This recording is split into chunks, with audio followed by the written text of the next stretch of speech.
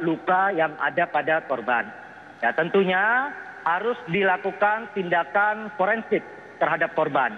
Saat ini korban pukul 18.30 tadi sudah dibawa ke Rumah Sakit Kota Kendari, Rumah Sakit Abu Nawas. Dan direncanakan akan dilakukan tindakan otopsi. Oke. Otopsi, ya. Pak Hari, maaf saya potong. Ya. Informasi yang beredar kan tidak hanya satu, tapi ada juga mahasiswa lain yang juga ikut jadi korban. Yang sebetulnya terjadi seperti apa, Pak Hari? Betul tidak ada dua korban tewas? Tidak ada, tidak benar ya.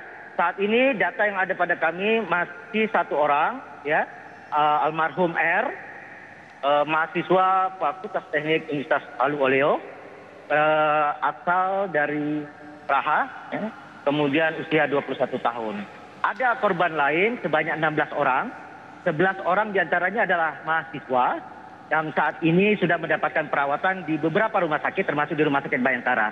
Kemudian ada staf dari kantor DPRD termasuk 3 personil anggota Polri. Oke, saya konfirmasi 16 orang jadi korban, 11 diantaranya mahasiswa. Apakah dari 16 korban atau dari 11 yang diantaranya mahasiswa itu ada juga yang jadi korban tembak, Pak Hari? Tidak ada, ya. Jadi mereka rata-rata menderita sesak nafas dikarenakan menghirup udara yang sudah bercampur dengan gas air mata.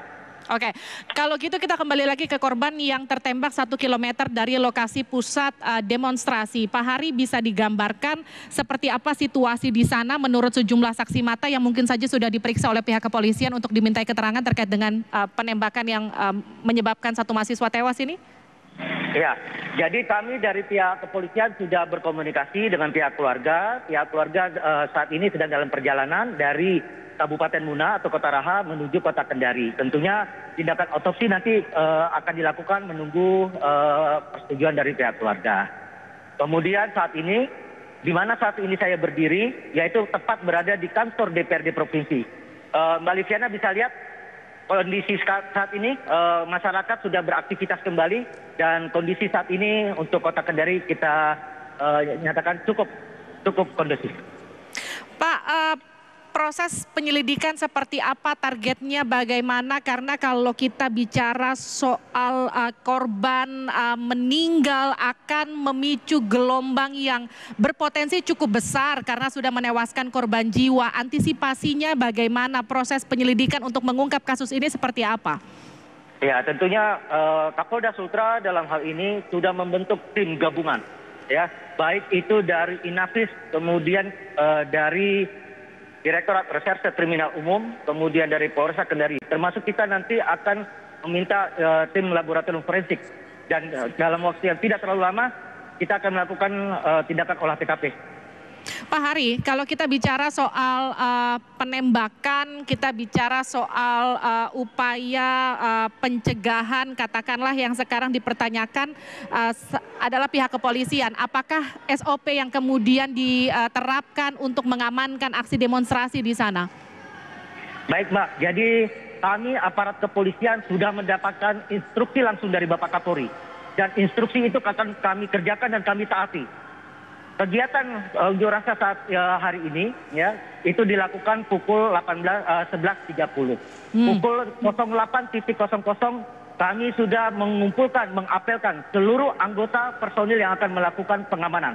Kami sudah melakukan pemeriksaan terhadap satu persatu personil yang akan melakukan pengamanan. Dan saya pastikan tidak ada personil yang dilengkapi dengan peluru hampa, peluru karet maupun apalagi peluru tajam.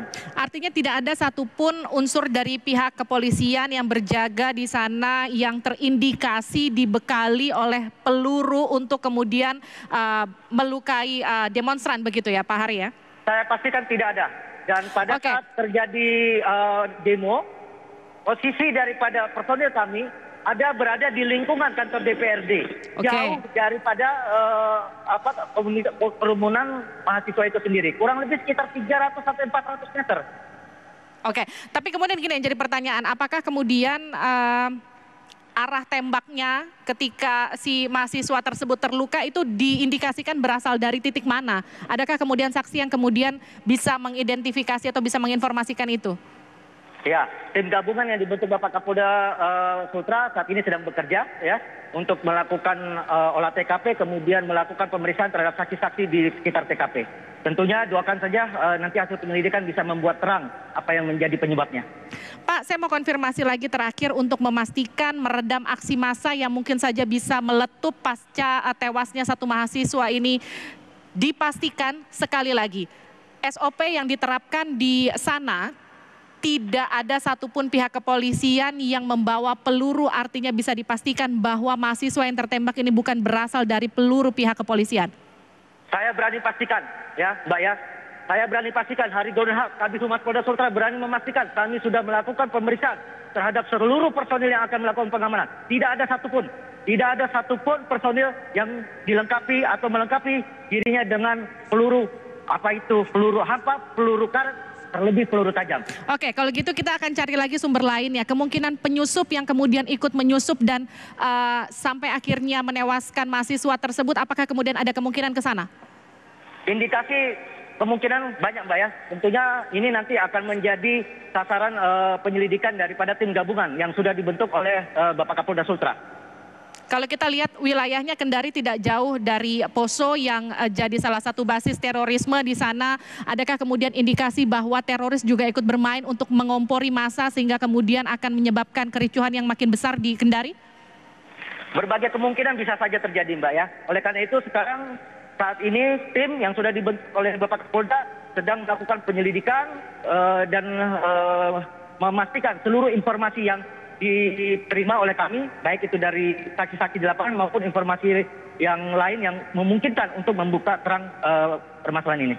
Pak Hari, yang jadi salah satu PR, ini adalah pertanyaan terakhir untuk Anda, yang jadi salah satu PR adalah pasca kejadian ini mengungkap siapa penembak, karena ini berpotensi sekali lagi untuk meletupkan aksi massa yang lebih besar daripada hari ini.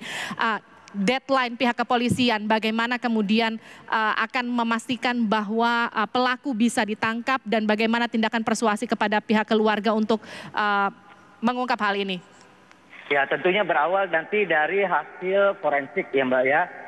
Kita masih menunggu hasil forensik yang akan dilakukan oleh tim dokter ya. Dan tentunya paralel dengan apa yang dilakukan oleh tim dokter, tim penyidik saat ini sedang melakukan penyelidikan ya terhadap berbagai kemungkinan, kemudian juga mengumpulkan alat bukti maupun barang bukti dari TKP di mana korban terkena luka. Oke, saya klarifikasi terakhir, informasi yang beredar 2 korban jiwa dari mahasiswa, tapi Anda sudah memastikan bahwa sejauh ini hanya 1 korban jiwa dari mahasiswa dan peluru tersebut dipastikan bukan berasal dari pihak kepolisian.